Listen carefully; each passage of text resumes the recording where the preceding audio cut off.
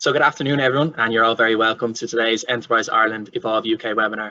My name is Peter Wade, and I'm a Market Executive for Enterprise Ireland UK, based here in our London office, where I work closely with my colleague Mary-Claire Henry, who's the Lead Market Advisor for Healthcare and Life Sciences. I'm delighted to be joined today by an exceptional panel of entrepreneurs and leading digital, health and social care experts as we discuss digital transformation in care, including the sector's response to COVID-19. Our panel will also explore the route to market for Irish companies looking to export to the region and how the focus of digital technologies can be sustained beyond the pandemic. I'm also delighted to be joined today by Minister Robert Troy, TD, Minister of State with responsibility for trade promotion, digital and company regulation at the Department of Enterprise, Trade and Employment. Thanks, Mary-Claire. So as you see on the next slide, before I introduce you to Minister Troy to deliver the opening keynote address, many of you joining today may not be familiar with Enterprise Ireland, so I'll just give a quick overview of the work we do. So Enterprise Ireland is the Irish government agency responsible for trade and innovation. We support over 4,000 Irish companies to grow and scale in global markets. We help our clients to start new businesses that will create Irish employment and generate business overseas. We do this through our head office in Dublin and over 40 offices across the globe. Here in the UK, we have 2 offices, one in London and one in Manchester, where sector specialists support Irish companies with market intelligence, identify possible opportunities for our clients, and work closely with leading UK and global organisations to facilitate the introduction of innovative Irish suppliers with the view of building long-term successful business partnerships. So next slide, please. So just some quick housekeeping before we get going. Today's webinar will be recorded and a copy of the recording will go out to all of you in the coming days. We have allowed quite a generous amount of time for questions and answers during the panel discussion, so please do use the chat function on the right-hand side of your screen to pop any questions that you may have for a panelist in there, please. Finally, I'd just like to mention that Enterprise Ireland UK are launching a special white paper report on technology-enabled care in the UK market. The report gives an overview of the latest initiatives and trends taking place in the technology-enabled care sector, as well as the routes to market for routes to markets and opportunities for Irish companies considering targeting the market. Thanks, Mary-Claire. So I'd now like to invite Minister Robert Troy to turn on his microphone and camera, please. Minister, thank you very much for joining us today and taking time out of your busy schedule. I'd like to now pass over to you for the opening keynote address. Thanks very much, Peter. Can you hear me okay? Yeah, I can hear you there. Thank you. Yeah, thanks very much, Peter, and good afternoon to everybody. Thank you for the invite to participate in this webinar today, and I'm delighted to be able to join you for your webinar on digital transformation in care. And I especially welcome Enterprise Ireland clients and the expert panel that you've organised for this event. We're all only too well aware that COVID-19 has been the biggest challenge the health and care system has ever faced. But I'm pleased to say that Ireland has certainly risen to that challenge. Within a number of weeks of the World Health Organization declaring the pandemic on the 11th of March last year, more than 100 Enterprise Ireland client companies had responded with innovative solutions, proving once more our capability to pivot and find real solutions as quickly as possible. Ireland has proven its worth as a nation of inventors by coming up with some truly life-changing responses to the pandemic. So much so that we are now ranked 5th in the world for global exports of COVID-19 related goods and services, according to the OECD. The Irish government is proudly committed to driving this innovation through economic development, supporting SMEs, the green agenda and digital transformation. One thing that has remained constant is Ireland's special relationship with our nearest neighbour. The UK always has been and remains Ireland's largest single trading partner. In 2020, Enterprise Ireland client exports to the UK represented 29% of total exports. I understand that this year, through innovation and collaboration, Irish companies have helped the UK navigate through the challenges that the pandemic has presented us with. The immediate need to change traditional care pathways to care for many of the most vulnerable people in our society, acted as an unprecedented catalyst in digital transformation for the sector. From medical device companies supplying the NHS to digital solutions ensuring safe social distancing and contact tracing, Irish companies have contributed to the COVID response in the UK.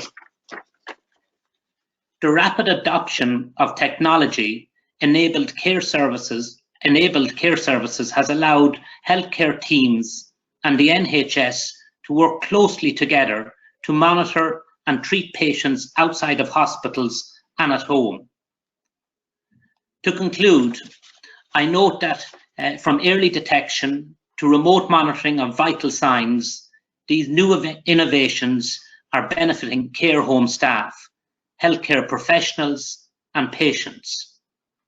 With more than 4 million vaccine doses delivered to date in Ireland and 1.5 million of our citizens fully vaccinated, and the process continues at a rapid pace, we can look forward to the full reopening of society and our economy. I would like to thank both Mary Claire and Peter for organising today, and also Declan Kelly, Ryan Williams, Nicola Haywood-Alexander, Nathan Downing and Daniel Casson, who are going to share their insights and for their continued support in driving innovation and collaboration within the UK. Finally, I'd like to congratulate Irish companies on your resilience and success through these difficult times, and I wish each and every one of you every success, whether you're entering the UK market for the first time or if you're scaling up. Our Department of Business, Enterprise and Trade, we have an open door policy. We remain open to assist you in any way we can, as I know Enterprise Ireland has been doing and will continue to do for many months and years ahead. Gurr maith.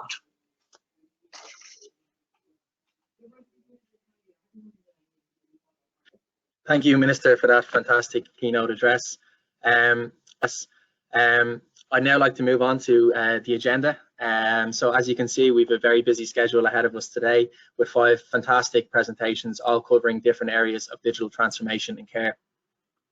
So after the presentations, we'll follow this with a panel discussion, as I mentioned. So please do pop your questions into the chat function and we'll try to get to as many as possible today. If we don't get to your question today, we will get back to you in the next week. So please do use this time to make use of our experts today. So without further ado, I'd like to introduce our first panel member today. So thanks, Mary Claire. So Declan Kelly is the CEO and founder of Enterprise Ireland client company Aspirico. With over 25 years in building growing international software companies, Declan brings a strong passion and belief in the power of innovation to drive positive change towards truly person-centered services. Declan has written many white papers on the topic of innovation in social care, in addition to presenting at numerous health and social care international conferences in Australia, New Zealand and the UK. Declan will give us some insights into his business Aspirico, the trends he is noticing in the social care sector, and some more insights into his UK export journey. So Declan, over to you, please. Thanks, Peter, and thanks, Minister, and thank you for the opportunity to speak here today. You can move on to the next slide, Peter. So I'll start with 5 minutes, so I'll keep it really quick, and a little bit of context about our company, Aspirico, and our product iPlanet. We were I set the company up in 2006, background in technology, family-driven interest in the disability sector. We focused the product, it's a case management system, primarily focused on disability. We work with also a lot of mental health and some aged care as well. Primary market is the UK. There's about 80 provider organizations in the UK use our products, a cloud-based service, in order to manage client records, to manage their care plans, to manage risks assessments, to track their journey as they move through their life journey. We capture a digital footprint of that and reflect that. One of the most important things that uniquely identifies us is our focus on inclusion. So we have built into the product from day one an accessible portal The portal is designed with providers of services and with consultants, and most importantly with people themselves, in terms of having the equivalent of a patient or service user portal that will allow people to take control of their lives, control of their outcomes, take control of the actions, and sort of drive that journey themselves. So it's a general direction of travel that we see right across healthcare and social care in any case, but it's very much within that specific disability and long-term care sort of subsector of the market. If you move on, Peter, to the next slide. Yeah, I couldn't go through all of these given the time available, but what I did was just put some of the things that we've worked with in terms of the providers we've worked with, the challenges that they've been in terms of their own digital transformation journey, struggling with some of the more externally driven items on the right-hand side in red. As everybody will know, pretty much on this at this event here today, that the social care sector, particularly in the UK, has been going through for the last 10 years or so a lot of change in terms of cutbacks and trying to deal with the funding challenges, whilst at the same time dealing with a demographic bubble in terms of sort of growing demand for services, and all of that sort of wrapped around an increasing compliance burden and tremendous changes internally in terms of there's been incredible merger, acquisition, consolidation within the sector. And then, as if that wasn't enough, you have Brexit to some degree has impacted the sector, and certainly COVID has impacted the sector. And there's a little bit more on that in the next slide. So on the left-hand side, we would work with the provider community in terms of driving their inclusion agendas, their quality agenda, driving the risk management and the safeguarding agenda, and helping to evidence that to stakeholders like commissioners, funders, and the CQC and others. Next slide, Peter. So I was specifically asked to reference the social care sector and how it's been impacted with what have we seen in terms of the impact on the sector from the point of view of COVID.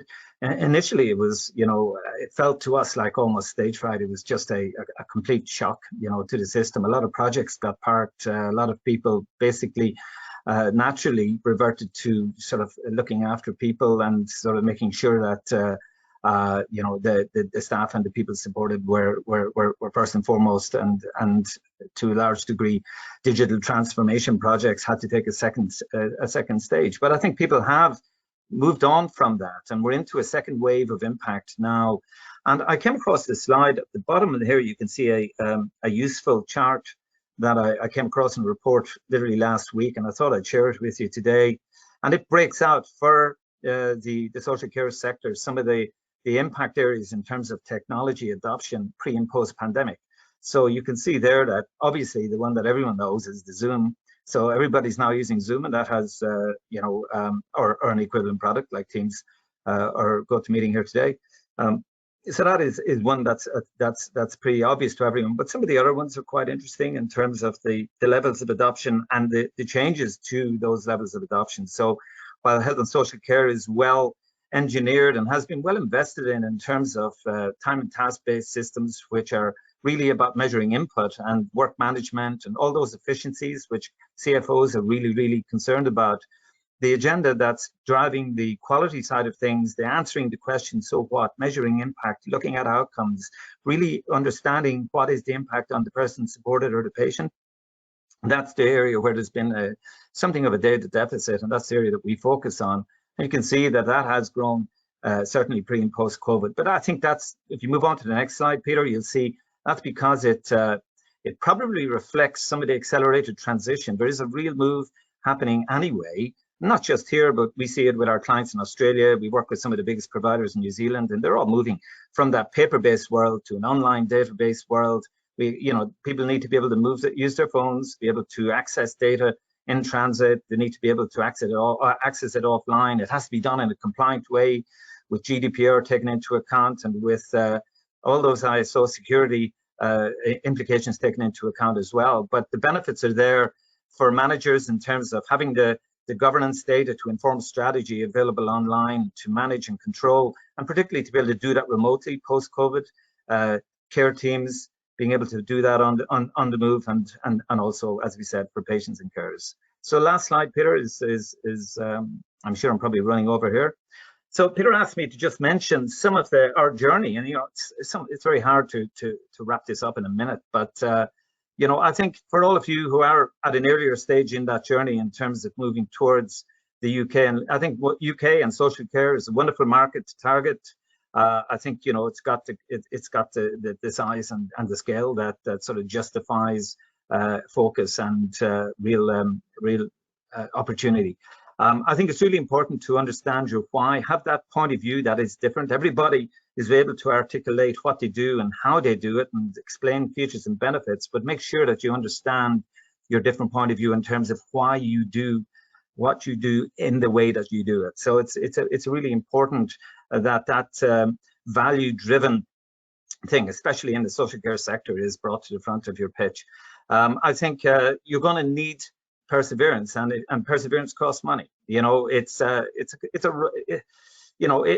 Innovation is moving into the sector, but our view is that we were probably ahead of the market when we initially launched, and we did a lot of work in person-centered planning and so on and so forth. But it's really, those things are really only getting automated now, and we've had to sort of bide our time and sort of go that steady path. And I think if you have the funding in place and the resources in place to go the course and you persevere, then it will be a rewarding journey. I think you have to be prepared to do the work yourself as well. Channel strategies can be difficult. I'm sure it'll come up in the Q&A, be prepared to do that, feet on the street yourself, and in doing so, make sure that you get that conversion rate. So having strong sales processes from the outset, and particularly having strong champions, having advocates that are from the sector, that's really, really important, particularly in social care. It's a very tight-knit community. So that's it, Peter. Sorry if I've run over. Hopefully that's okay. No problem, Declan. Thank you for that fantastic presentation, and we look forward to coming back to a few of those points that you mentioned in the Q&A session. So moving on now to our next speaker. If I could ask Daniel Casson to please turn on his camera and microphone, please. Daniel is the Managing Director of Casson Consulting Ltd. He's a social care digital transformation and partnership building consultant. He works with innovators, social care providers, local authorities, the NHS, regulators, and other health bodies to embed digital transformation and innovation in their everyday work. He's a digital advisor at Care England and is part of the digital social care team working on the NHS Digitally Finance programme to support care providers to transform digitally. He is also working closely with NHS Digital in guiding providers through the DSPT process and advises NHSX on the rollout of digital care records in social care, and as part of NHSX Digital Social Care Advisory Group. So as you'll see from Daniel's presentation, the digital landscape in social care in the UK has changed completely in the past 18 months. No longer is digital an add-on, it's now the beating heart of digital transformation. Daniel will outline the key points to hit on when entering the UK market. So Daniel, if I could pass over to you, please. Thank you for that introduction, Peter. Thank you, Minister Troy and Declan. What a great introduction start that was. My name is Daniel Casson, digital social care consultant, working in social care for the past 15-20 years in England. Having been business development manager of a care organisation, I really get what care organisations need and how we can be part of the new health and care landscape in the UK. So we're now 15 months after lockdown, 28th of June today. Started lockdown 23rd of March in the UK. We're now moving on. Next slide, please, MC. So pre-COVID, digital was seen as an add-on. Some of the stuff that Declan showed us there wasn't much take-up. Now, and Peter took my best lines there, it's now the beating heart of what's happening in social care. People haven't been able to see anyone in the care home, for example. Therefore, there's needed to be digital ways of communicating with friends, families, and most specifically with the health and care professionals. Peter mentioned the Data Security and Protection Toolkit, the DSPT. This is an absolute necessity that people who are using social care can be assured that their data is well safeguarded. So we need to have this focus on data security and protection. That's what I put into all my clients. That is at the top of the list. So you've got to prove that to anyone you're working with. There's pure incentivization reason in the UK market at the moment, because there's real opportunity now. There's opportunity to ride the wave that COVID has given us to actually digitally transform care. Well, it's a very Kafkaesque time. There's been a real metamorphosis of what's happening in care. No longer are we doing things in digital by replacing current procedures. We're actually inventing new procedures, inventing new ways of working, which I know Nicola can talk about later, in that we now include people a lot more successfully. So the beating heart is digital transformation here to stay in the sector. Next slide, please, MC. So everything's in place now. So many people have got the essentials in place now. People are starting to talk about it. Their boards, their governors, the staff, the people they're working with. The pressure is coming on all sides to digitize. And if a care provider in the UK wants to market itself, sell itself, it has to show that it's digitally leading the field. So there's got to be financial things in place. There's got to be everyone taken on board with you, that you can communicate all the time and keep people's data safe. So the digital capability is there now for you to take the opportunity of as entrepreneurs, as providers of this. There's a real wave that people are looking for the next new thing. What's going to take them over the line? What's going to distinguish them? Next slide, please. So what the key anchors in the UK at the moment, well, in England specifically, I'll talk about, is NHSX, the digital body which is actually taking things forward. And I was just speaking to them this morning. Even though there's a change of minister now in the UK, Health and the Secretary of the State for Health and Social Care, the journey will be the same. The pattern is the same. Digital is here to stay. There's now, and I was very proud to follow Declan, because they've put in place a digital care records dynamic purchasing system, and which Aspirico was one of the first 2 people on the list to be accredited by NHSX to be a provider reaching certain standards. And standards are the important bit. The Public Record Standards Body has now put in place standards for social care, people providing software into social care. You need to be showing people that you have the necessary standards to actually, you can hit the standards so that they can be assured of your operations. We're coming on to the white paper, integration and innovation, working together to improve health and social care for all. There will be a change in the healthcare in England. Next slide, please. So everything's in place. Integration is starting to happen. Processes are coming into place, and the capabilities of the workforce. If you're looking at one of the things that will take you over the line with people, if you're willing to invest in the workforce to make their workforce digital ready and make them distinguish themselves for better care, better person-centered care. Next slide, please. So the future is, there's so much opportunity in the UK. It's led by the integrated care systems, by NHSX, by providers wanting more from you, and this focus on data. We need to be having the data to lead the analysis and the future of where we're going to take evidence-based care. Partnerships are there. There's great partners here in the UK to work with, and people are looking for that seamless journey to take them through for accessing care, right through to any care they need, maybe through to the end of life as well. Next slide, please. I thank you for your time. There's so much more to talk about, but I'll leave it there and pass back to Peter. Thank you, Peter.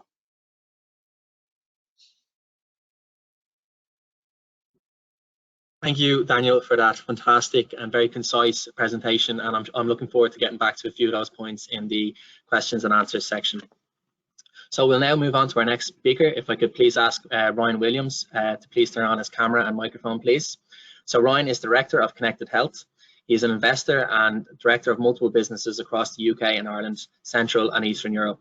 His 2 main ventures, Connected Health and Connected Talent, deliver innovative and disruptive services in both home care and recruitment. Ryan has helped Connected Health to become the fastest growing tech-enabled home care company in the UK and Ireland, growing from just 45 staff 7 years ago to now employing 1,100 staff across the regions. In his presentation, Ryan will discuss how Connected Health is utilising talent, training, and most critically, technology to disrupt and transform the sector. He will also explain how their living lab is placing home care at the centre of health and social care transformation within the UK and Ireland marketplaces. So Ryan, over to you, please. Thank you. Thanks, Peter.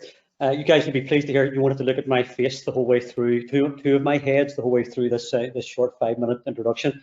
I don't have any other slides after the first one, so we can close that deck down if you wish, guys. So look, I'm going to give you a quick background on Connected Health and our growth over the last number of years. About 7-8 years ago, we bought a traditional home care company in the north of Ireland, employing with 47 people in total. And since then, particularly over the last 5 years, we've grown that business into a 1,300 strong home care operation across NI, the Republic and GB as well.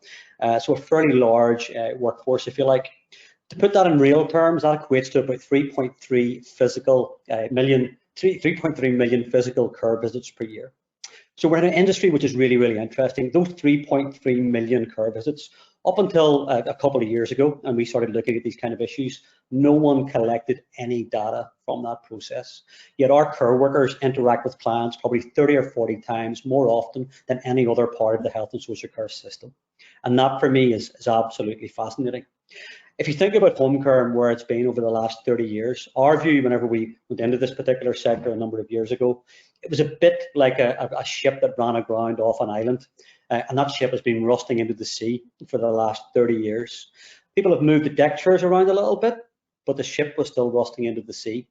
And our premise was really this, to get into a rowing boat, row into the island, and really rebuild this from the ground up. So the journey that we've been on is very much what we like to call home care 2.0. So how do you change the entire policy agenda in ways which develop that menu of home care and what home care actually means to people?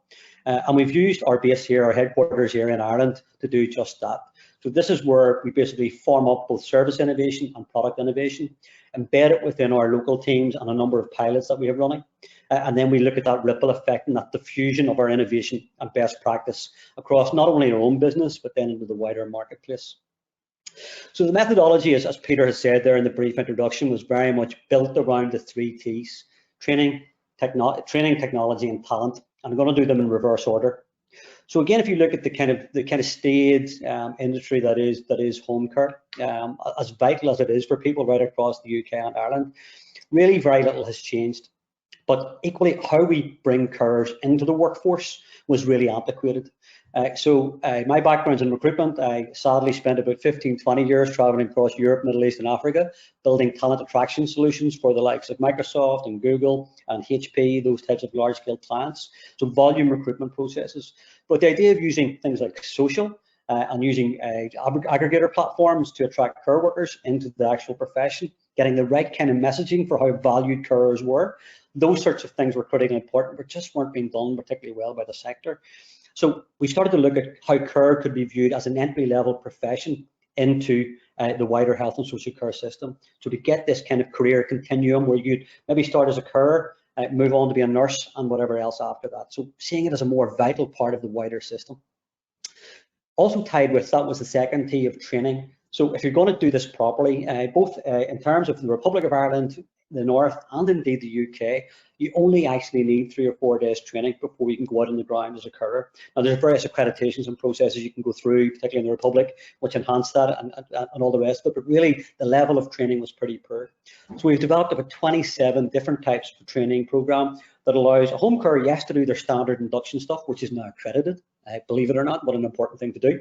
But then bolt on a whole range of other types of training, which allows a carer, again, to develop along that continuum, see that career path, so they can learn things, everything from better stomach care to changing an oxygen tank to right up to all-out nursing degrees, level 7 in health and social care and things like that. So, but also forcing that learning onto a digital platform or connected academy, which is really accessible. Care workers are really mobile. A lot of our learning is delivered through the mobile phone, for example, a lot of the refresher training as well. And then finally on to the final T for us. And really technology in our particular sector, there wasn't a huge amount of it, even 5 or 6 years ago. Even the idea of having a logistics platform, and you know where all your people are, all your resources are, reducing travel time for carers in terms of one house to the next, all those sorts of things were just not available. So showing where your resource was, matching that to the need, those things weren't being done particularly well. So that was one of the first bits of innovation, and I say that in very, very broad terms. But then we started to look at the key issues around home care which really were impacting on people. And we looked at the availability of physical care, and we also looked at the whole idea around what sort of technology actually makes sense for people in terms of things like medication, in terms of incontinence and things like that. So what sort of products would work for us? So if you think about something like incontinence, about 50% of the people that we look after have incontinence issues, and we look after thousands of older people. So we set about developing a proprietary piece of technology called Reception, which remotely detects an incontinence incident. So you might say, well, that's pretty rough stuff, and yes, it is. But previously, it was all sensor-based technology close to the skin and things like that. A home care visit went in the morning, an incident happened afterwards. The level of dignity that it impacts upon, the health concerns and the infection risk, etc., are huge. So how do you use the data to help prevent those type of incidents and reduce the severity? How you intervene at a better time, and you build up that data picture over a period of time. And that product's currently been rolled out in its beta phase in 3 different home care environments and residential care environments over the last number of months, so going quite well. The other thing we look at is the finite amount of physical resource that is available. We actually require about 5 million physical cars in Europe just to stand still to the end of next year. So we looked at the idea of virtual care in terms of people who talk to people via video conferencing. COVID and the pandemic have obviously helped with that. But how do we provide somebody that's still a human being, that still understands all the care needs of that individual, but can interact with them in a way which is much more human, yeah? And say, Murray, look, rather than somebody calling to your home today just to tell you to take your medication, let's do it in a format like this. But also let's ask some questions like, Murray, how much water did you drink today? How did you sleep last night? Let's document that data, and let's look for exceptions to that data. But then we thought the more that we looked into this, we always wanted to use third-party innovation as well. So we developed what we called our living lab. So with our 1,300 staff and our thousands of clients, we thought this is the place to test innovation in the product which actually work and add value to our older people. So the living lab became like a test bed, an approval mechanism for what technology we actually would recommend as part of this wider menu of Home Care 2.0. So whether it be wearable technology, whether it be medication devices, whether it be even more simplistic devices which help people with companionship and things like that, we now have a kind of a process and an algorithm that we work through to say this device works really well. Because what we found with technology companies was they're brilliant at technology, but not always that great in terms of understanding how older people think and what they want. And we picked some questions up about that probably as part of the plenary session. So older people are very, very keen to give your feedback. Our carers are very, very keen to give your feedback, and you will be surprised to hear what products actually work.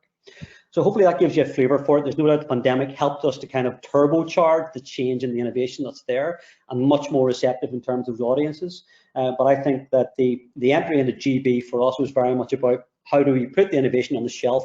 How do we put the service innovation on the shelf? Because until you actually do, nobody will buy it, but put it on the shelf in the right way. Okay, Peter, thank you. I'm out of time. Thank you, Ryan, for that excellent presentation.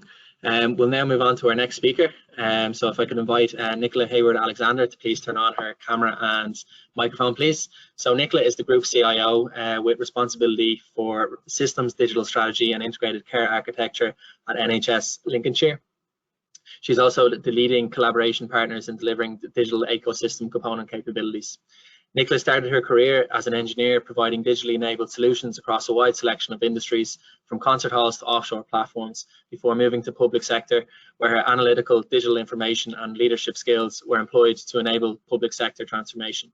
Today she will talk about digital and the data aspects of the National Design Framework for ICSs, Lincolnshire's digital data and technology strategy, and the approach to defining, building and applying capacities to enable transformation across the system. Nicola, over to you, please. Thank you. Thank you very much to Minister Troy and to Enterprise Ireland for inviting me to present today.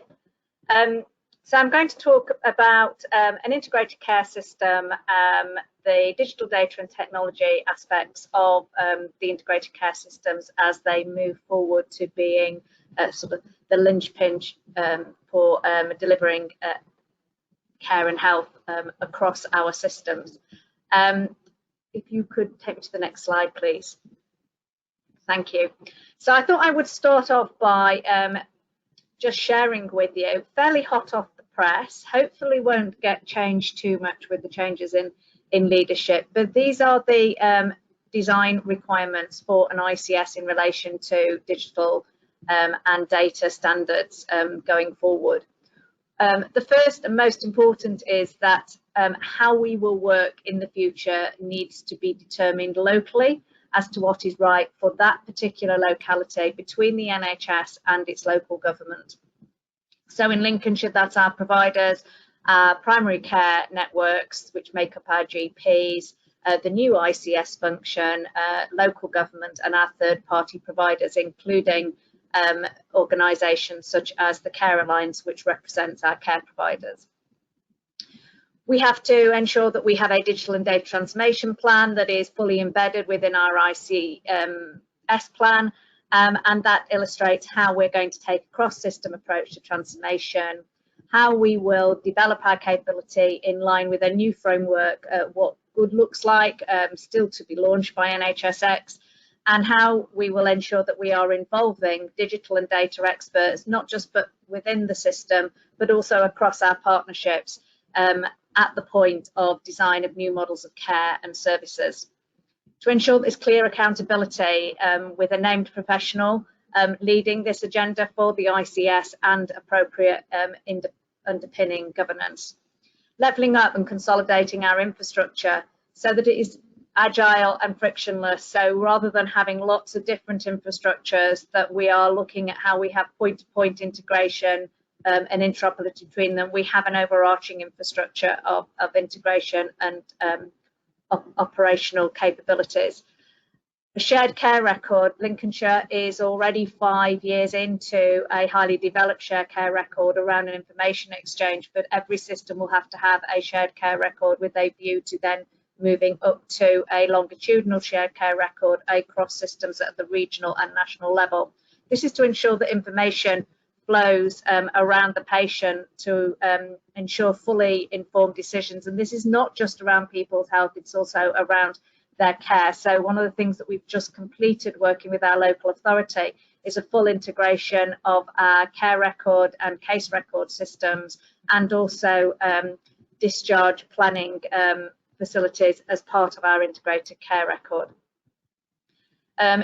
Interoperability standards, and also ensuring that we have a single coordinated offer of digital channels to our citizens. And what we're looking at there is a relationship management type platform that will be the what we are going to refer to as our citizens atrium, and that will be where our citizens will be able to self-help and have control and management over the care and the plans that they give. It's to drive the personalisation agenda and the empowerment agenda. And then remote monitoring. There's been a significant amount of investment over the last 18 months in remote capabilities, and we're wanting to optimise that investment and continue to scale our capabilities around remote monitoring, particularly in care homes. In Lincolnshire, we have remote monitoring in every single one of our care homes, and now we're working with domiciliary care to look at how we can get care supported monitoring in the homes of people with long-term conditions, frail, or who are perhaps being follow-up care, say for cancer patients, or patients that are on waiting lists, to see how that information can also help us with the management and prioritisation of those waiting lists. And finally, to ensure that we are moving towards having a linked data and analytics capability at the systems level. This is around the ambition to separate out the data layer from the application layer. Next slide, please. So how are we responding to this here in Lincolnshire? We are looking at three key aims. One is our interoperability, continuing to develop our interoperability at the technical layer, the digital application layer, and the data layer, so that we also have a system approach to data. So data is owned and managed to the benefit of our patients, from direct care right through to population health planning and research. For everything to be patient-centric in order to be able to offer personalisation, and also to empower and to help us to address inequalities. We have a very interesting landscape in Lincolnshire, as it's predominantly rural. We have some real severe pockets of poverty, and that impacts on accessibility and health inequalities. And then finally, to ensure that we are We value the resources from our people right through to the technology and our investment in technology to support our people. The workforce challenge and care are probably our biggest agenda areas going forward. One of my colleagues earlier talked about the importance of understanding why, and so our priority capabilities are the ones that I've listed here in the slide. I won't go into detail, but also what we explain here. This is our strategy on a page. We are it's very important when it comes to talking to our patients and our clinicians and our professional health and care workers that we understand why we are investing in these technologies. Next slide, please. And then finally, I just wanted to show you how we are looking at taking what we call a capability approach to developing our enablement of the transformation of health and care. And this is about looking at what are all the different digital, technical and data capabilities we need. How do we ensure that we are optimizing them as a system? And how can we, by looking at using an integrated middleware approach, develop a best of breed strategy? Thank you. Thank you, Nicola. That was a fantastic presentation, and we look forward to coming back to some of those points in the question and answer session. So our final speaker today is Nathan Downing. Nathan is Head of Advisory at TSA and has extensive international experience of consultancy within the field of efficiency and procurement, working intimately with the local government, social care and health sectors. Nathan spent several years on the Care Services Efficiency Delivery Programme with the Department of Health, focusing on the implementation and realisation of sustainable efficiencies within adult health and social care. Nathan's principal expertise was developed in the delivery and mainstreaming of assistive technologies in telecare. So, as you know, the past 15 months has brought enabling technology to the forefront of thinking around supporting vulnerable people to remain in their own homes and communities. As Nathan will discuss, understanding what frontline services, commissioners and care providers are looking for digital solutions to help and using the right language is crucial. So Nathan, over to you, please. Thanks very much. Good afternoon. Thanks for the opportunity to speak. I'll be very brief so we have time for questions. If I can move on to the next slide, please.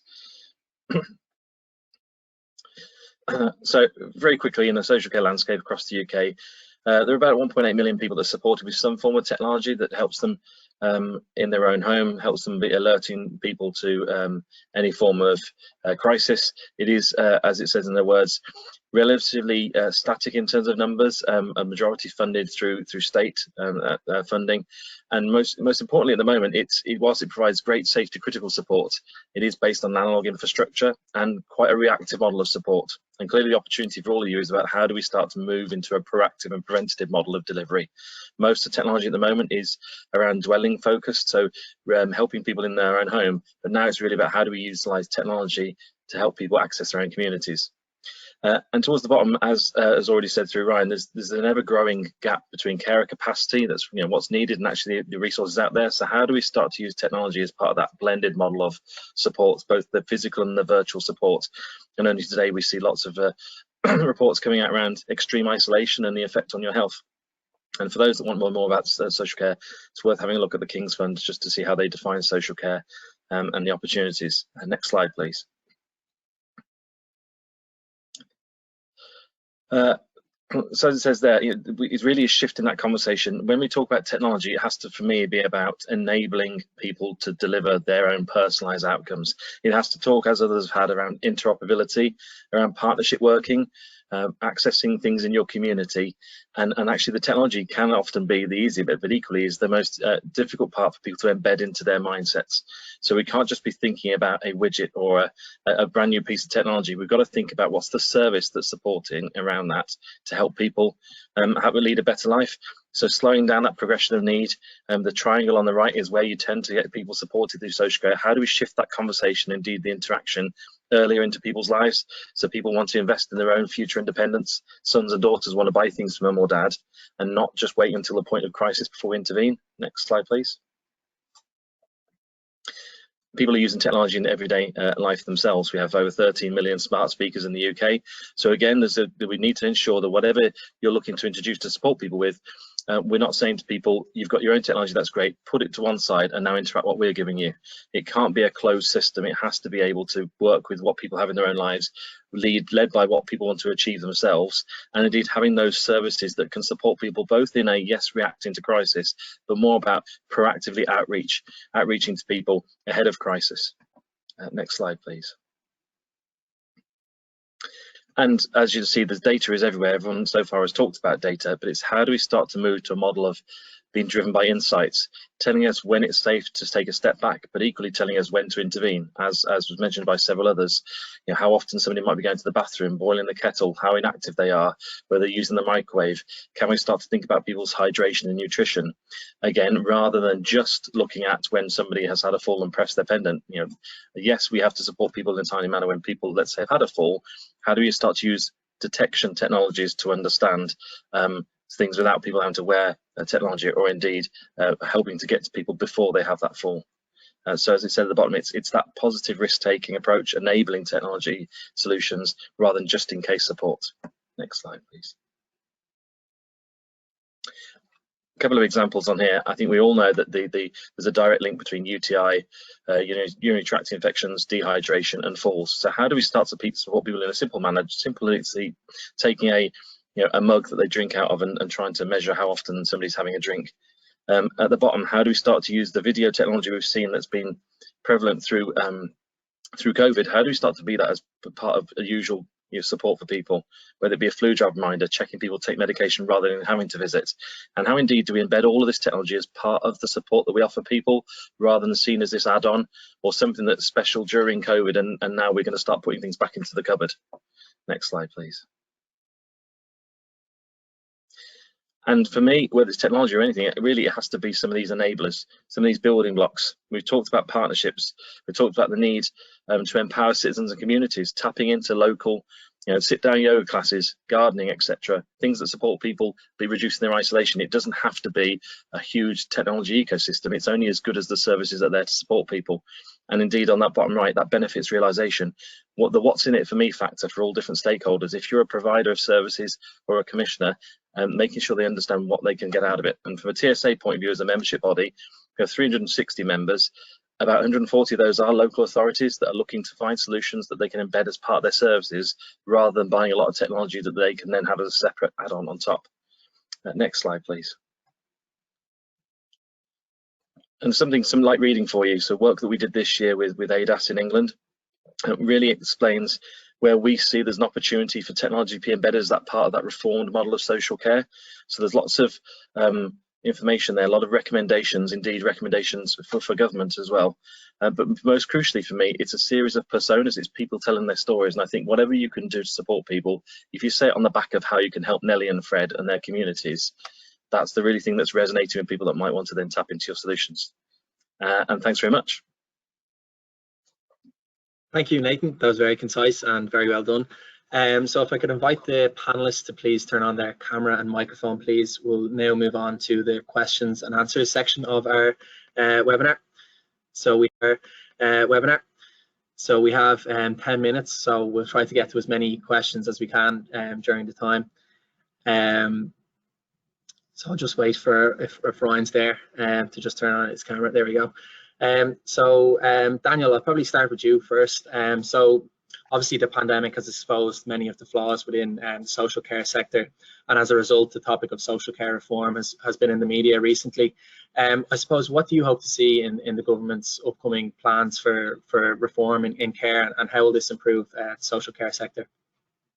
I want to see the fair funding of care, so that it's actually, if you look at the whole health and care budget, it's actually put in an ICS integrated care system, so that actually we can deal with preventative care rather than acute care when it's needed. And that feeds into our hands, because we've talked about Nathan was just talking about this predictive. I think Declan mentions as well, if we can actually predict problems before they come, then we're actually saving money across the whole system. So that's mainly what I want to see. I also want to see in there who pays for what. One of NHSX's greatest programs at the moment is they want to know what good looks like, but within that then say who pays for what the state will pay for, and what individual organisations and individuals are expected to pay for. Clarity on that will give us an even better base to build this digital future. Thank you, Daniel. That was very well put. I suppose if I could move on to Ryan next. You mentioned wearable technology in your presentation there. Could you give us an insight in some of the wearable technology that Connected Health Group uses, and maybe just give us an overview, please?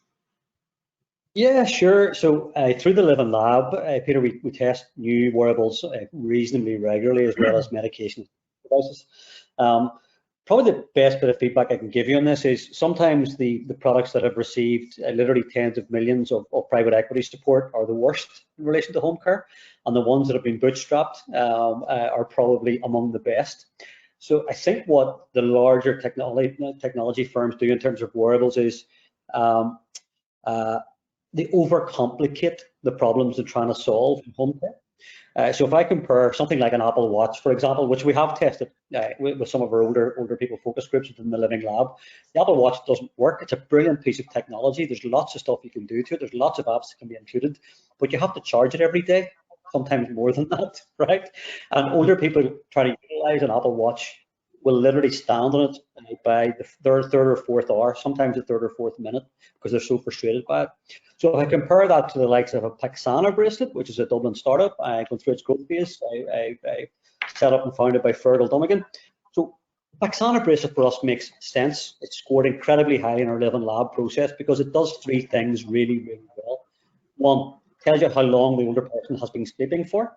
Two, how mobile they've been. And three, if they leave the house. And that data for us is more valuable than everything else. But one critical point, it's charged once every 6 months, right? It can be worn in the shower. It's really discreet. And the older person, if you saw it on an older person's wrist, it looks like a smaller Fitbit. They can wear it in the shower, in the bath, and everything else. Nobody notices it, and nobody says to the older person, "Oh, you're wearing a supportive device or a supportive wearable." Because guess what? Lots of older people don't want anyone to know they're receiving support. And that to me is the critical point here in terms of technology and innovation. We've got to find products which do the simple things really well in ways which older people appreciate and absorb better. And that's why things, those sort of products and wearables for us are on our menu of home care and a key part of what we do. Brilliant. Thanks for that, Ryan, and great to hear some of the work you're doing with Irish company Paxana. If I can go to Declan and Nathan next. So what are the biggest blockers for market entry for companies seeking a foothold in social care in the UK? Declan, if I could maybe go to you first, and Nathan, you second, please. Sure, thanks, Peter. Yeah, it's a good question. I think I'll make a general sort of set of statements, I guess, on this across all of the social care sort of technology areas. I think the social care sector has, when it comes to technology, it has had traditionally a skills gap that I think has helped sort of has provided barriers to entry, because it's just too, some of the technologies have not been usable enough. I think that's an area that's been addressed by the industry, the technology industry generally. It's much better now. People are able to use mobile devices. But I think the critical thing is the demographic of the workforce within social care is getting much more tech savvy, and that's becoming less of a barrier to entry. And I think that's the flip side of that is that the culture within social care and the providers we work with, a lot of the ones we work with, be very large providers, national providers, and they've got a culture of innovation. But within some of the regional and mid-sized providers, you know, they're still making that transition into seeing technology as an enabler for that digital journey, or the transformation journey rather, in terms of strategic change. So I'd say there's some key things, that and funding, I guess, which obviously is an ongoing thing for every jurisdiction. So Nathan. Brilliant. Thank you, Declan. Over to you, Nathan. Yeah, very similar, I guess. A few things written down. I guess thinking of your use case, who is it you're trying to target? Who do you think you're going to support? So needing to be more outcomes led. I know outcomes can be granted, but rather than being tech led, be clear that very few companies really do have a USP. So maybe more research about the market and who's using what already before you come in and say, I've got a USP, and then unfortunately quite often get told actually you haven't. And the biggest one for me is how you want to visualize the data. Data's everywhere. We've already talked about that. So being really clear, a traffic light system that tells people, you know, you only need to focus by exception on the things in red. Everything else is okay. Keep it simple, almost like, so the same data that would go to a family would go to a frontline practitioner, social worker, nurse, etc. Rather than saying, look at all the data you could have, because frankly, you don't want data scientists. You want people that use this stuff to just make simple, timely decisions.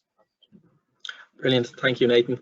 We have a question in here about integrated care systems. So Nicola, I'll go to you for this one. Sorry, I'll just get these questions up. Sorry, the questions jumping around on my screen, sorry. Okay, right. Sorry, problem with the technical difficulties here. So what does the future hold for integrated care systems in the next 12 months, Nicola? Oh, good question. To be fair, recovery,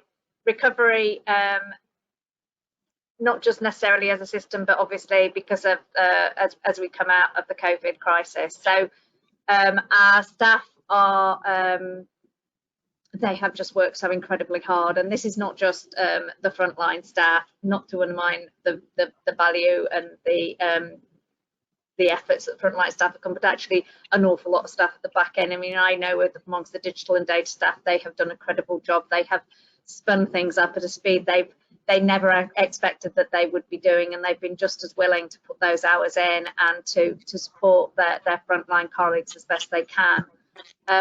That means, to be fair, we are exhausted. We're already, we don't have enough workforce anyway. And we've got an exhausted workforce, and we've really got to think about how we're going to manage that.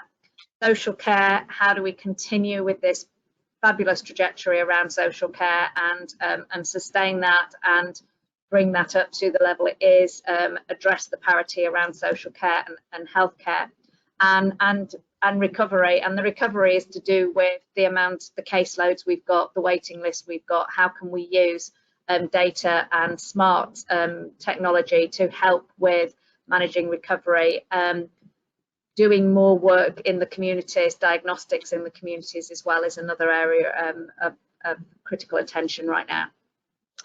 Thanks, Nicola.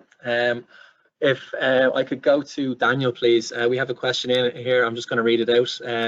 So lots of great support for preventative solutions. However, my discussions with NHS and wider ecosystem is the need for evidence. Often the evidence for preventative solution takes long lead time and new types of studies to quantify this evidence. It's incredibly difficult to fund these. Any advice? It's a tough one. It really is. I think it's to do with again with the integration. If you can identify some quick wins, I mean, in some cases and I know there are cases where you can actually show how using some of the preventative work actually enhances the way, for example, staff are retained by an organisation because they feel more empowered. So if you can show very quickly how staff feel greater empowerment to help people, that's a quick win. Eventually, you've got to have a couple of those little quick wins and say needs more research on something on a more integrated way, so we can save money here in this area, for example, and that can save money the whole health and care system. But you're right, it is very difficult. I've got no immediate response to that because it's so difficult to prove the benefit, because initially any new initiative takes resources as well. So for example, if you can say one of the main things I want to see in social care is giving people the gift of time. I realize time's tight. Giving people the gift of time to care. If you can show that what you can do can release people time to care, then you're on a winner. Brilliant. Thank you, Daniel. So we're just coming up to time, so we might get in two more sneaky questions if we can. If we can go to Declan and Ryan, please. Guys, in your experience, how does the UK social care market compare to other countries or markets in terms of innovation? I'll let you go first, Ryan. I think you were about to answer something else on the previous question as well. How does it compare? Look, what we're really good at in the NHS and the HSE, to be fair, is coming up with really good pilots, but we're really, really bad at building airports. Right, it's the best way I can summarize that, right? So we can come up with the best pilots in the world, but we're really, really poor at fusing that out as a kind of broader policy piece. Nicola and Daniel know the NHS market a hell of a lot better than I do, but I think we have an integrated system in terms of health and social care, both north and south, but it couldn't be any less integrated. That's the honest truth. So even during the pandemic, what you find in the early stages of the pandemic in particular, the acute sector and the primary sector they could do what they do. And it's just what happens in a crisis. They circle the wagons, and then social care finally gets heard probably 3 or 4 months down the line in terms of the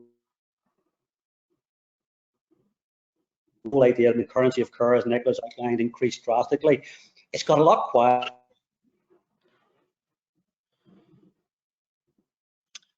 I think we're just losing you there, Ryan, unless it comes back. Sorry guys, can you hear me? Yeah, I can hear you there, Ryan. Sorry, we just lost you. Okay, sorry. So I was just basically saying yes. I think there's good examples of innovation, but I think the testing of that method is critically important. So if you think about a product like Elemental, which is a social prescribing platform, it actually quantifies the value that it delivers in terms of savings to the wider sector. So as Daniel has said, if you can build that into the model, it works very, very well. Yeah, brilliant. I'd go along with what Ryan is saying. I think, you know, the UK would sit somewhere in the middle of other. I can compare it somewhat to the Australian and New Zealand experience and working with providers in Ireland. I think the UK has a lot of innovation in terms of practice and in terms of real leadership, in terms of good thinking and around operational practice, quality practice, and, you know, the adoption of technology to automate, scale and codify and really drive those practices and percolate them through the system has been stop-start, but it's I think it's accelerating now post-COVID. Brilliant, thank you, Declan. Nicola, if I could go to you, please. If you're coming to the UK from Ireland, where do you think the biggest technology opportunities exist to both make a difference to care, but also to find a foothold and grow? Oh,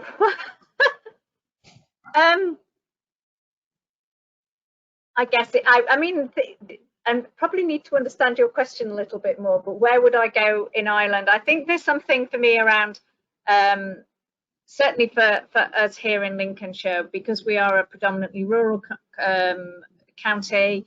Connectivity is a real challenge for us. We have got, you know, we're not an inner city. We've not got lots of inner city problems. Our problems are more to do with our geography and the type of social democratic sort of structures that we have. And I think there'd be something that we could learn from Ireland, that what they have been able to do in terms of being able to deliver an integrated, connected health and care system in that sort of similar sort of geographical landscape and socioeconomic factors. Brilliant, thanks, Nicola. So we've just gone over time there, so I'll have one more question. How do we ensure the focus of digital remains after the pandemic? Anyone want to take that question? Nathan, go ahead. I think one of the things is we haven't talked much about, you know, studies, universities, etc. Some of the work we're doing is how do you start to embed this sort of discussion around enabling technologies within university degrees, social work training, so that people see it as part and parcel of almost what they offer to people based on their outcomes. It's quite often it's far too late, and we expect people who have busy days in lives to just suddenly, here's a piece of technology, now let's see how you can embed it. So we've got to go right back to just alongside professional practices, the Community Care Act of 30 odd years ago. We need to start thinking of technology as one of their tools in their toolbox right from the time that they start doing their training. Brilliant. Nicola, I'll leave you with the last word. If you want to come back in there, I seen you raise your hand. I was going to say professionalism, recognising digital and data as a profession, as it being a professional capability of health and care workers and leaders, but also recognising the digital and data experts in themselves as being professionals with something to contribute to this sector in the same way as these professionals are recognised with the same sort of parity in other sectors. Brilliant, thank you guys. So if I could just ask Mary Claire to share the slides again. You'll see on the slides, I'm just going to wrap up here. You can see our contact details here on the screen. So that's my email address and Mary Claire's email address. If you have any questions that we didn't get to today, we will follow up with you. And if you have any questions for our panelists, we're more than happy to pass them on. Please do follow us on our LinkedIn and Twitter pages to stay up to date with the latest news and events from Enterprise Ireland UK. I would just like to finally thank our panelists for joining us today. It was an exceptional panel, and we really do thank you for your time and insights into what was a really engaging discussion. If we just move on to the last slide, please. So on your screen, you can see some of the Enterprise Ireland supports that we offer, including the funding supports and sector guides and reports. So please do get in touch with us if you have any questions regarding these. So that just leaves me to say thank you all for joining us today. I hope you have a fantastic week and enjoy your afternoon. Thank you, guys. Thank you. Thank you. Take care, Peter. Thank you.